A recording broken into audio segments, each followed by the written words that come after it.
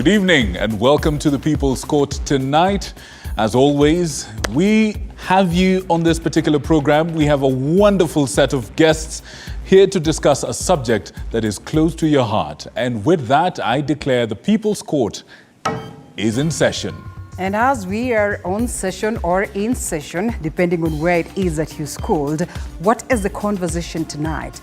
Health, as Victor Moyakani would say, is basically something that is of interest to you and to me. We narrow it down to this talk about NHIF and the declaration by numerous spaces of the health sector and of course hospitals at the level of the private level saying that, you know what, we're not going to treat you if you're not going to pay cash, because guess what, the NHIF owes us. And even as we have this conversation, it should be reminded, or it should be remembered, that we're supposed to move from NHIF to SHIF. If at all we're going to successfully experience this movement, it has to be about ensuring that we leave the baggage of NHIF all sorted. Is this the case in the country? What is this that bedevils us, and what needs to be done so that we can smoothly transition to this other side? That's what we'll be discussing. Absolutely, and as is the norm every Tuesday evening, the trio of Victor Moyakane, Linda Alela, and myself, George Maringa, bring you the People's Court. The wonderful Catherine Simaloy is on sign language interpretation tonight. Of course, before that important conversation, we need to inform you of what's making headlines from across the country and beyond. Here now is a sneak peek of what's making headlines tonight. And for our guest, Karibu Sana. Hi, Dr. Omina. How are you? Please have a seat. Hello, sir. How are you? Good to see you. Karibu Sana. Dr. Lishenga, how are you? Karibu. Thank you. Have a seat. Everyone okay? Karibuni Sana. We look forward to having you. Tonight, we explore the legal obstacles encountered by the executive in implementing the affordable housing law and how they were overcome. And 20,000 and above, they will have a 50% chance to own houses in our affordable housing program. Kenyatta University students and staff critically injured in Monday's Maungu Road accident airlifted for specialized treatment as University Vice Chancellor Professor Paul Wainaina visits Moi County Referral Hospital in Voi to assess the condition of those involved. Plus, Interior Cabinet Secretary Kithure Kindiki's directive to arrest hecklers at presidential rallies has sparked controversy, drawing criticism from some leaders. We invite your feedback as always on X, formerly Twitter. Do post on at TV47 News, at Muyakane, at Linda_Alela, at George Maringa_. Use the hashtag People's Court, hashtag Daily Report. Our SMS lines are open to 2047. Start with your name, where you're watching us from, followed by your question, comment, or feedback regarding the program tonight. But before then, let's get the show on the road, shall we? And President Dr. William Ruto has finally assented to the Housing Bill 2023 into law. This comes a week after the National Assembly and the Senate passed the bill. And as Mike Kagongo now reports, the Ministry of Lands and Housing, National Housing Cooperation, county governments and private organizations have been tasked with overseeing the implementation of the affordable housing project. Clear unequivocal findings. The heated controversy surrounding the housing bill comes to rest after President William Ruto signed the bill into law on Tuesday in State House, Nairobi. Several interested parties had opposed the bill in court due to lack of a legal framework, but the two houses of parliament passed it later after amending the controversial Section 84. The High Court last year declared unconstitutional the housing levy, a decision that was upheld by the appellate court on the grounds that its introduction was unprocedural. The enactment of the bill will see Kenyans gain access to various categories of affordable housing.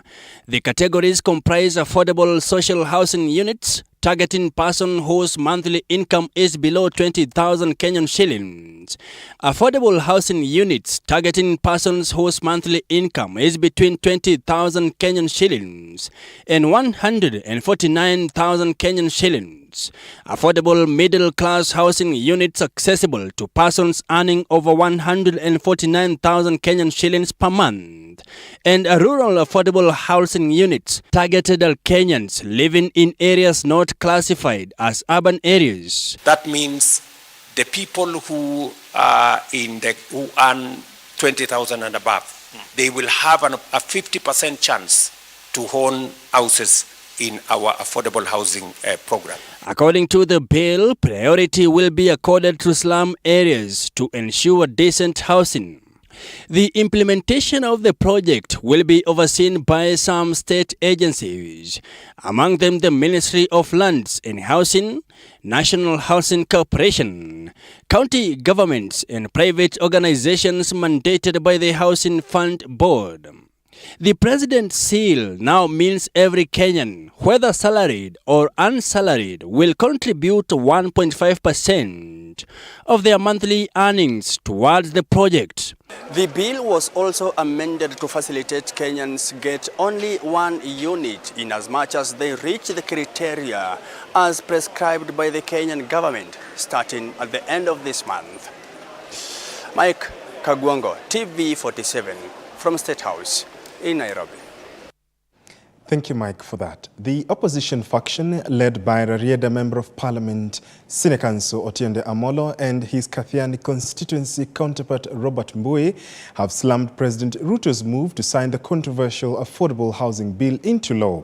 The opposition fold have threatened to move to court to seek redress by invoking the illegalities that the Majanja-led team used in quashing the housing levy. Otiende and the cohort are now accusing the Kenya Kwanza regime for overburdening Kenyans through taxation. Let's listen in. What has become law today is a mongrel.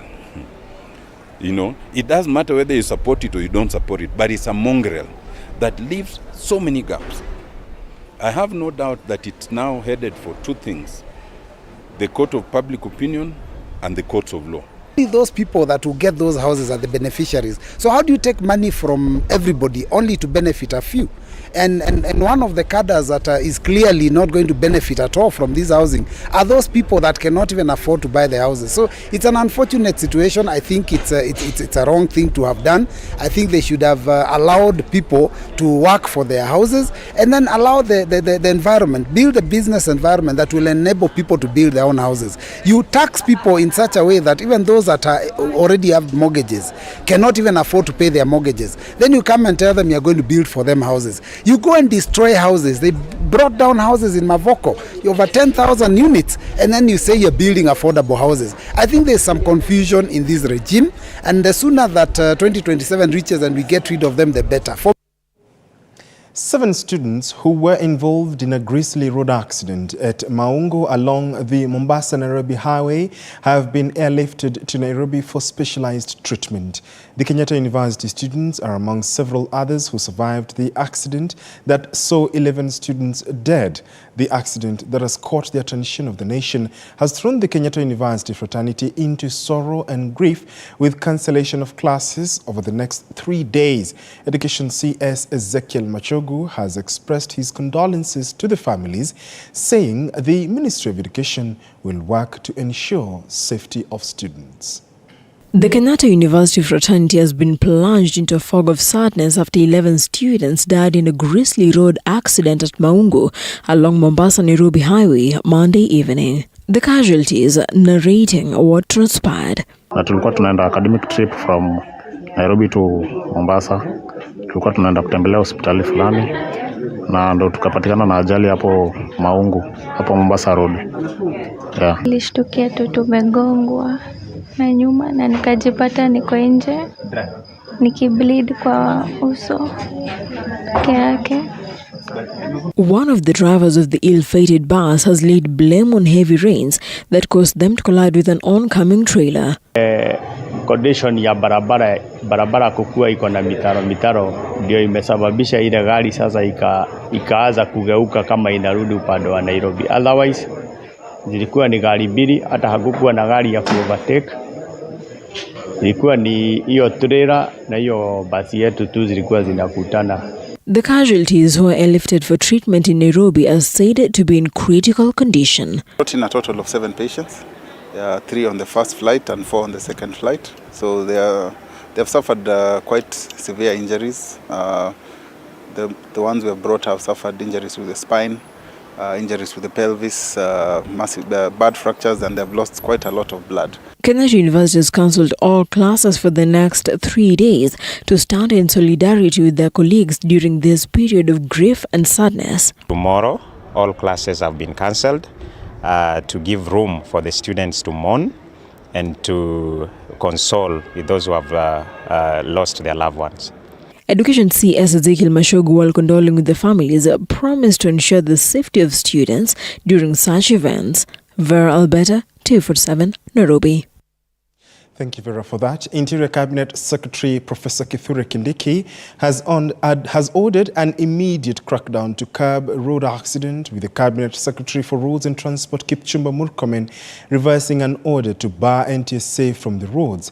This follows a spate of incidents in the last 3 days, one involving the Kapsabet Boys High School bus that claimed the lives of 2 people, another grisly crash in Bomet causing 5 fatalities, and the devastating crash in Maungu that involved the deaths of 11 Kenyatta University students. Kisewa Emery with more.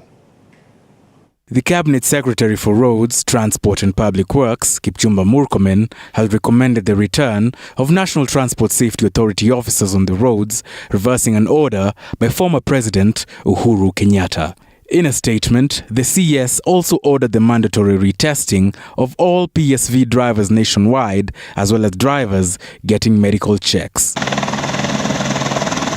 Elsewhere, Interior Cabinet Secretary Kithure Kindiki has ordered for a national crackdown set to target unroadworthy vehicles in a program set to be handled by the Traffic Police and the NTSA. We are coming out with a nationwide law enforcement measures against traffic offenses, against drunk driving, against unroadworthy vehicles, and also we will be very, very firm with all road users so that we all observe traffic rules.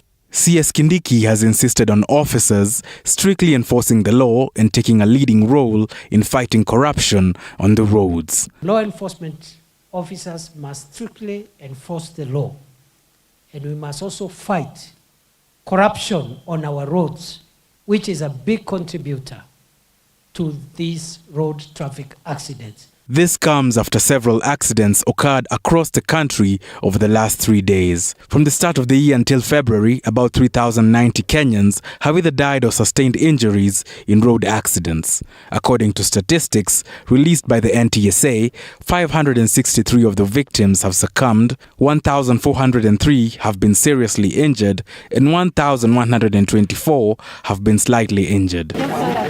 Kisewa Emery, TV47. Thank you, Kisewa Emery, for that, and we hope that we will see a decline in the numbers or zero fatalities at all. Kenyans who visit different health facilities to access services will still face some serious challenges as doctors in the Ministry of Health haggle.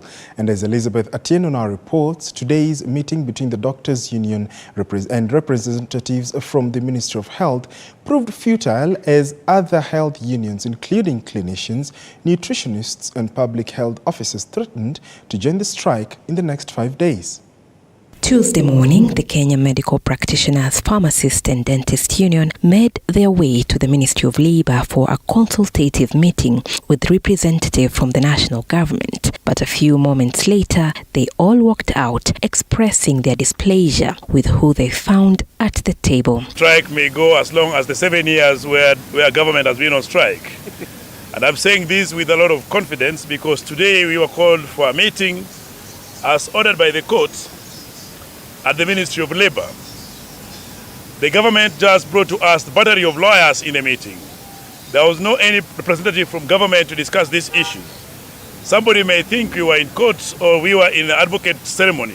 Nationwide doctor strike has entered its 6th day. Patients in various health facilities are still struggling to access health services. Doctors have amplified their voices demanding for the implementation of the 2017 CBA. Further, healthcare providers have condemned reported plans by the government to slash their salaries. But while we are in the meeting today in the morning, we were just shocked by a notice that is reducing the salary of our medical interns by 91%. Basi sisi tumesema tunataka kusimama pamoja kwa sababu ukiona cha mwenzako kinanyolewa chako utie maji. If you start dividing the healthcare workers in this country, your days actually numbered because your work is not to divide us. We have seen the document from the Auditor General that is questioning the legality of allowances that we enjoy and recommending that the government should scrap them. But we want to tell them that let them dare. Health unions, including the Kenya Union of Clinical Officers, Kenya National Union of Medical Laboratory Officers, Public Health Union, Kenya National Union of Pharmaceutical Technologists, and the Kenya Union of Nutritionists, have threatened to join the strike come Monday next week. Elizabeth Atieno, TV 47. Thank you, Elizabeth, for that. Tonight, Azimio leaders and constitutional lawyers have criticized Interior Cabinet Secretary Professor Kithure Kindiki for his arrest order on youths who heckled the president, that is William Ruto, during his Bomet tour over the weekend. Terming it as against the law, the outrage came on a day police arrested 2 suspects in Bomet in the wake of Kindiki's directive on Monday. Leaders from Bomet County have told the president to crack the whip on leaders who funded the youth, while apologizing to the president for the embarrassment caused by the incident, as Apollo Kamau now reports. Interior Cabinet Secretary Professor Kithure Kindiki's arrest order on suspects behind the heckling of President William Ruto during his tour of Bomet and Kericho counties over the weekend has caused outrage in the legal fraternity and the Azimio camp, terming it against the law and an attempt to return the country to dictatorship. In the wake of Kindiki's directive, 2 suspects have been arrested in Bomet, with police expected to close in on the financiers of the chaos. Professor Kindiki is in danger of going the tyrannical way. But it's a tendency we've seen feature severally in this regime, which is unfortunate. Heckling and booing is simply bad manners. Heckling is a sign of freedom of expression. So I was even wondering why the president and his Kenya Kwanza team are feeling ashamed that people heckled them. What they need to do is to address what the people want, not to go and handcuff people. He's returning us to the Moi era. Nyinyi mutulize maneno. In a scenario that became prevalent since the 2010 constitution took effect, President William Ruto found himself in unfamiliar waters in his own backyard after he was forced to calm down the crowd that was heckling Bomet Governor Hilary Barchok. After the incident, Bomet County leaders were quick to apologize to the president, asking him to crack the whip. And when the president now comes, this is his backyard. And you see people start making a lot of noise. This is uncalled for. If I'm a leader who is hiring youths, I think I should be reprimanded as one of the party members of UDA.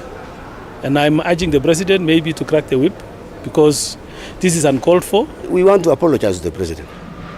And that is very important. We have to apologize that this happened in front of him. Constitutional lawyers, however, argue heckling is a constitutional right guaranteed under Articles 33 and 37 of the Constitution on freedom of expression and right to picket. With public debate divided on heckling as a right of speech, the onus is on security officers to ensure there are no embarrassing incidences during political factions beforehand. Apul Kamau, TV 47 at Parliament Buildings. Thank you, Apollo, for that. Interior CS Professor Kithure Kindiki has found himself in a tussle with bar owners after a Kisumu High Court issued stay orders on the decision to close down bars located close to residential houses.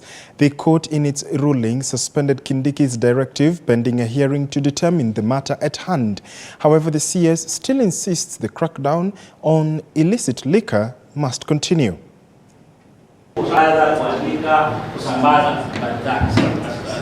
At a time when Professor Kithure Kindiki is tightening the noose on the bar operation business across the country due to the proliferation of illicit brews, the CS is now finding the road bumpy as the Kisumu High Court suspended his directives. Documents seen by TV47 at Kisumu High Court indicated that pending the hearing and determination of the application dated 8th of March 2024, stay of the first respondent's directive issued by the Cabinet Secretary, Ministry of Interior on the 6th of March 2024 for the closure of all bars in Kenya and Kisumu be and is hereby granted.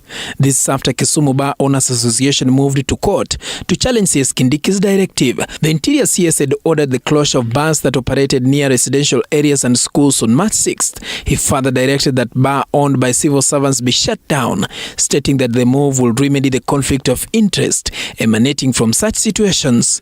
This comes after it was revealed that a number of bars are owned by government officials in the country, a move likely to interfere with the government's agenda on dealing with illicit liquor in different parts of the country. Na kama ni weekend inafunguliwa kutoka saa 8 mpaka saa 5 ya usiku. Kwa hivyo haya masharti itazingatiwa na itafuatwa kikamilifu. Huwezi kuwa tunaamka kila asubuhi watoto wakienda shule saa 1 baa ingine imefunguliwa, watu wamekunywa pombe, wamelala kwa barabara. Mihadarati na madawa ya kulevya, tatizo ambalo limechochea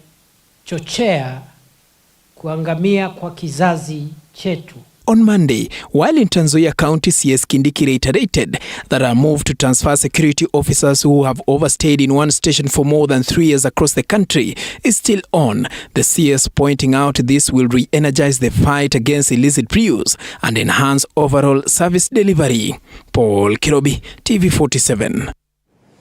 The appointment of Frida Mokaya Boyani as the new Chief Registrar of the Judiciary goes down in history as the third female occupant of the most coveted judicial seat after succeeding Anne Amadi and Gladys Boss Sholay, who had previously served in the positions. Boyani, having garnered 27 years of experience serving in judiciary, beat 6 shortlisted candidates among 43 who had shown interest in the position. Who is Frida Mokaya? Take a listen. Frida Mokaya Boyani, a former registrar of the Judicial Service Commission, has risen up the ranks to take up office as the new Chief Registrar of the JSC, an office that was formerly occupied by Anne Atieno Amadi for a period of 10 years until her retirement in January 2024. JSC, through Chief Justice Martha Koome, acknowledges that Mokaya has worked 27 years in the corridors of justice. Mokaya's journey in the judiciary began in 1997, where she served as a resident magistrate at Kisumu and Winam Law Courts. Later, she was promoted to senior resident magistrate at Kisumu and Milimani Law Courts and served between December 2003 and June 2008. Mokaya became the principal magistrate at Milimani Law Courts in 2008, a position she served in until October 2011. Before her appointment as the acting registrar of the Judicial Service Commission, she was appointed substantive JSC registrar in March 2012, where she served until her current promotion. The day-long interviews that were conducted in closed-door sessions on Monday consisted of 6 other candidates, among them Macharia Rose Washuka, who is currently serving as Chief Justice Martha Koome's Chief of Staff, Ndemo Paul Maina, the Deputy Chief Registrar of the Judiciary, who assumed the role in an acting capacity following the exit of Anne Amadi, Ouma Jack Busalile, Wambeti Anne Ireri, Kendegor Caroline Jepiagan, and Cadet Kennedy Lenkamai. Mokaya's appointment, according to Chief Justice Martha Koome, followed deliberations and careful consideration of the candidates based on merit, performance and suitability for the position. Mokaya will now serve for a 5-year term as the Chief Administrator and Accounting Officer of the Judiciary. She will also be the Secretary to the Judicial Service Commission as well as Secretary to the National Council on Administration of Justice. Now, a section of members of parliament have expressed concerns today regarding the delayed disbursement of funds to schools, warning that such challenges could lead to a crisis in the education sector in the future. Despite the government's assurance to release the remaining 25% of funds within the next 2 weeks, public secondary schools still owe the government 16.25 billion Kenya shillings. With just a few weeks left in the first term of the school calendar, the government is yet to release the allocation capitation totaling 16.25 billion Kenyan shillings, constituting 25% of the first term allocation to all public secondary schools. Addressing legislators on Monday, Principal Secretary Belio Kipsang from the State Department of Education expressed hope that the remaining amount would be cleared within 10 days. Furthermore, the government has reduced the capitation per student from 22,000 Kenyan shillings to 17,000 Kenyan shillings, citing limited resources and an increase in the number of students joining secondary schools. Despite stern warnings from the government to principals not to send students home for school fees, a section of MPs led by Minority Leader Opiyo Wandayi has voiced concerns today, fearing consequences of delayed fund disbursement, which could limit activities within affected institutions. We are likely to see a crisis of monumental proportions, not only in our high schools, but in the entire education sector. That something is not adding up. The government continues to promise release of capitation funds, and which funds never get to schools. What is happening between the promise and the National Treasury is something that is beyond our imagination. They now want the government to address delayed disbursement not only in education but also in other public sectors, emphasizing the importance of timely funds release for efficient service delivery. That what is going to happen is 10 years to come or 15 years to come, we'll start now facing challenges as a result of what is happening today in our education sector. So it is very important that the government adheres to the agreement with the principals or the stakeholders. And the other important bit which we need to look at as a country is the situation of prioritization in terms of release of money. Because if you analyze what is being released by Treasury, many of the other sectors are getting their money in time. So it just tells you how much, in terms of value, this government values the education sector. Asante. Paul Munio, TV 47.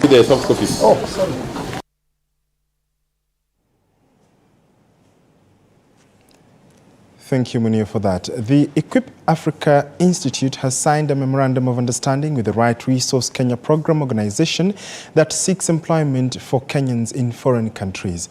The program starts with MKU nursing students, whereby Equip Africa will train nurses seeking employment in Austria to enhance proficiency in the German language and curb the shortage of nurses in Austria.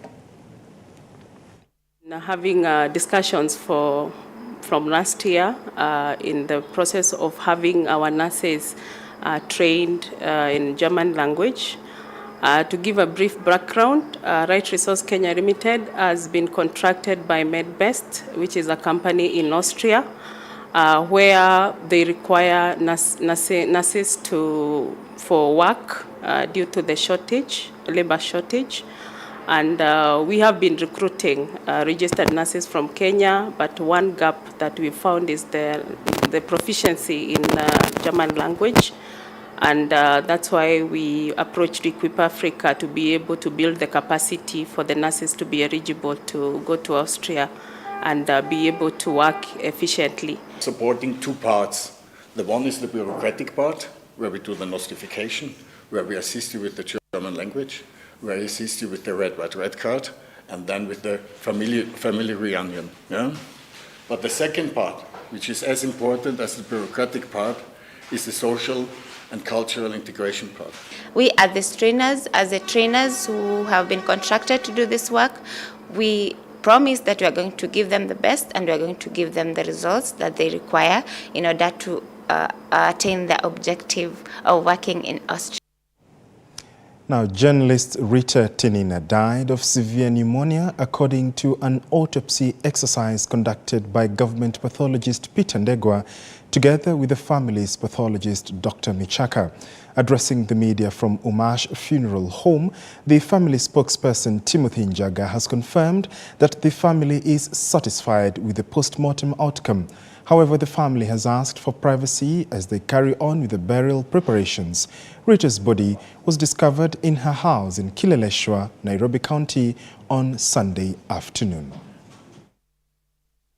The process is now complete, and we have been given the results. We have been told that the late Rita died of severe pneumonia. We had come here to witness the post-mortem done. We have had it completed, performed by a government pathologist, Dr. Ndegwa, and the family pathologist, Dr. Michaka.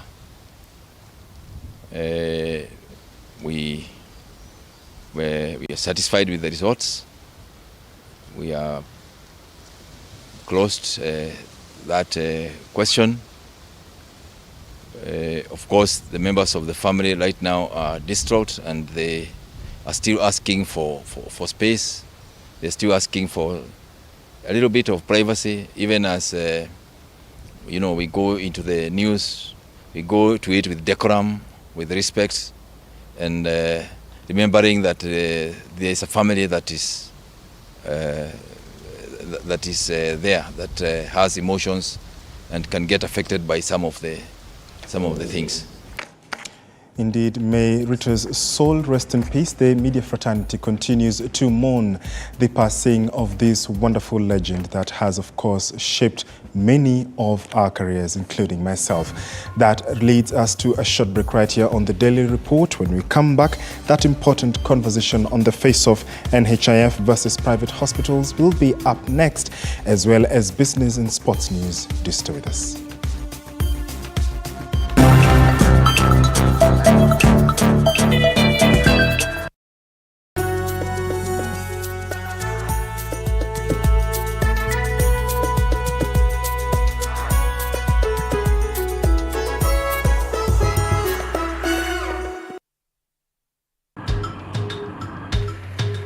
Na safari hii katika Mfahamu Kiongozi tutakuletea viongozi aina mbalimbali. Nikuwe na Nisani kama 10 na pia nikuwe menua minibus. Minibus nikoniwa. Kushinda unaangalia simu ya mzee. Soma Biblia ama ingia kwa washroom ujisugue. Mpaka nimetoa hivi. I don't know whether any of my children would want to get into the political field. Sijajua bado. Kila Alhamisi saa 1:30 kuendelea.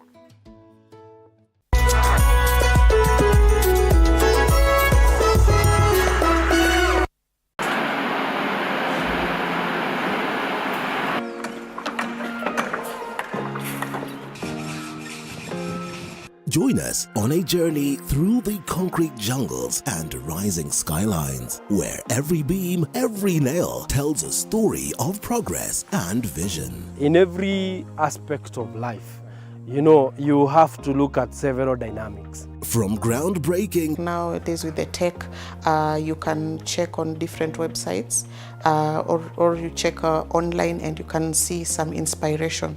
So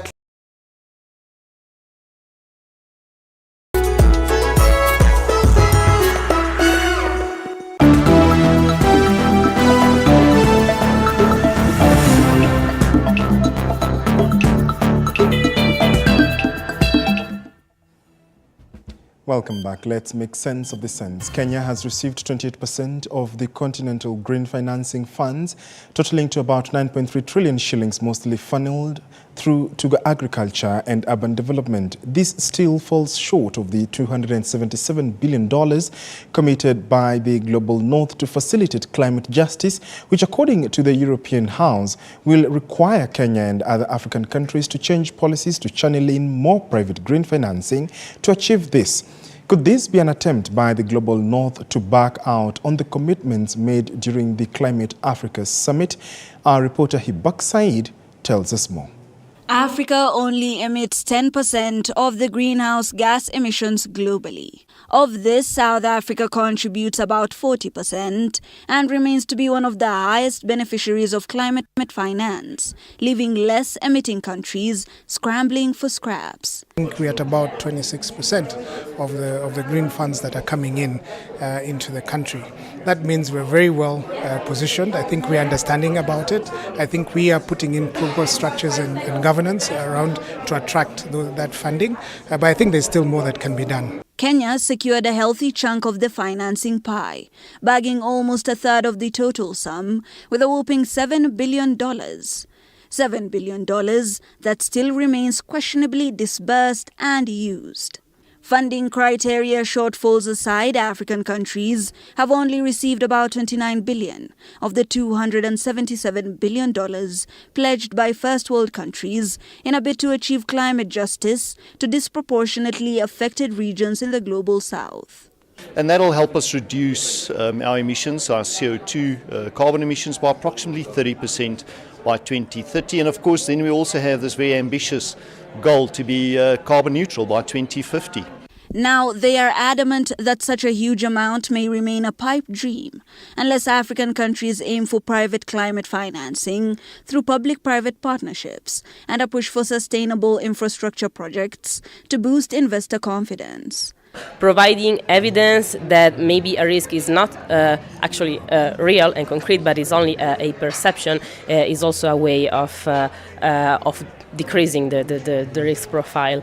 A key term tossed around during the Climate Change Global Business Summit on Africa, happening here in the capital, was de-risking, where the main deterrent for green investors into the lucrative African market apparently remained unfavorable policies and high interest rates across the scope. With about $7 billion of total green financing coming into Kenya, one would say that Kenya is one of the main beneficiaries of such funds. However, it lacks from the $277 billion that has been committed by European countries, and now the solution seems to be getting more private financing for this cause. Hibak Said for TV 47 Nairobi.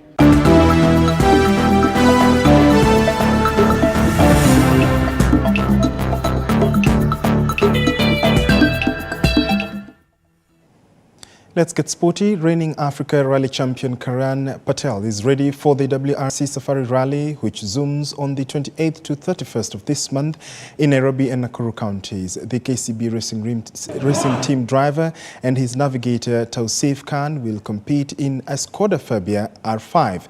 The Safari Rally doubles up as the second round of the Kenya National Rally Championship.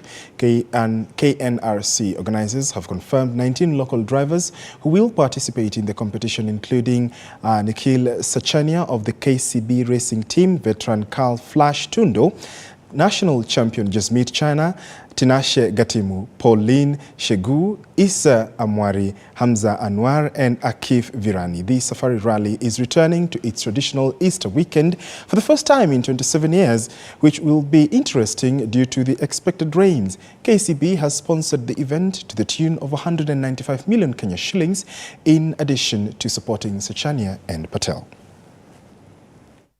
Gratefully and very gratefully, we have now engaged with KCB for the second year in a row.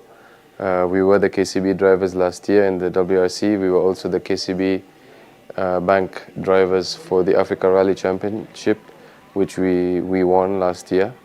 And I think that has helped them get some confidence in us. At the same time, we are very happy with working with them. And I think the partnership is quite beneficial mutually. I'm hoping it'll be wet. That's always an advantage to us guys here. our surfaces are completely different to sort of wet surfaces in around the world. So it would be nice to have a really wet rally, sort of the whole rally being wet. That would be the only slight advantage we have. Other than that, it's nice to be racing the safari at Easter again. It's what we used to do. National football team head coach Endin Firat has revealed the reasons midfielder Austin Odhiambo is not in the squad. He said the Gor Mahia star player has disciplinary issues which began in September last year. Firat insisted that he has no personal problems with any player in the squad as they prepare for the Four Nations tournament which kicks off next weekend in Lilongwe, Malawi. The coach hoped to play 2 European nations during this FIFA international break, but Football Kenya Federation had other plans. Harambee Stars have some injury concerns as they prepare to take on Zambia, Zimbabwe and Malawi. We have some problems, Marcelo, you know anyway. So Joseph, we will see. He has some problems with his adductor. So Dennis Nganga has a problem with muscle. So Daniel Nyembe has still, you know, he was long time out, a problem with his jumper knee. So these players are not for sure, but for me anyway, it was important to invite some new players here. So national team inaitwa a lot of players. That's why we are out there to compete for. It's a scarce resource and we are out there to compete. So competition is something nice. And if you are afraid of competition, you can never play in international level. So we are out there to bring the best. And there are still more upcoming players that are coming to represent Kenya in the national team. So the national team is always a door and it's open for everybody. 8 teams, which include 4 boys and 4 girls teams, will take part in the Safaricom Chapadimba Central Region final matches set to be played on Saturday 23rd and Sunday 24th March 2024 at Wanguru Stadium in Kirinyaga County. The tournament was flagged off at Nicetown in Mwea with a series of community outreach initiatives aimed at transforming the lives of the locals in the region. Among the teams which will be looking for a slot in the nationals are Barcelona FC from Laikipia, Catsville FC from Kirinyaga, St. Joseph Secondary from Muranga, Kiwanja Queens from Kiambu and Karatina Homeboys of Nyeri, among others. Considering from where we've come from, about 235 teams started playing in this tournament. I believe that as Safaricom, our biggest role is to nurture talents, make them and be involved in them and try and make them be who they are so that they can stop getting into a lot of things like drug addicts and criminal activities. So that is our main aim, being with the youth, nurturing their talent and helping them become better. So we'll also have a players clinic on Friday. So it is very critical also, the people who feel like they can be players, they can go, they will be at Wanguru and we will be able to support them and understand them what they need and just advise them on some of the things that they need. We have professionals body that is working with us. FKF is working with us. We even have international scouts who are coming to see the boys play and the girls play so that they can benefit or be scouted from that perspective. So we ask the people of Mwea and Wanguru wajitokeleze kabisa so that they can watch their teams win. I can assure you, Dandora guys, when Dandora played on Saturday, they were not very good. But come Sunday, when their people came, close to 30,000 people came, the team from Dandora is the one that want to go for the finals in Kisumu. So we welcome the guys from Mwea and Wanguru to come today. 43 minutes past the hour. You're now up to date with those making headlines from across the country and beyond. Catherine Simaloy has been assigned